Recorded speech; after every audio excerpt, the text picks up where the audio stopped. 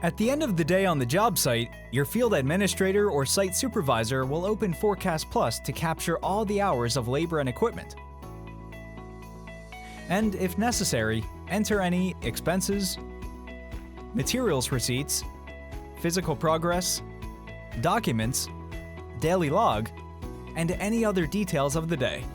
They can use both the web interface or the mobile app to easily enter all this information in a matter of minutes, using a very intuitive interface designed for construction. Once this data has been entered, the field staff will want to produce a summary report to send to the client. This could be called an LEM, a daily field report, a docket, ticket, or other report name. With 4castplus, you can generate this report in a single click by selecting one of the report options here.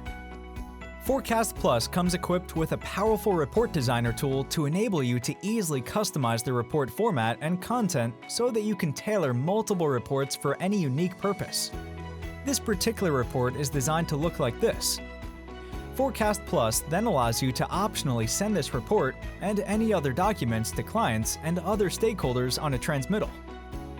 The transmittal can be used as a formal document approval workflow, where the client can easily review, approve, and electronically sign the document.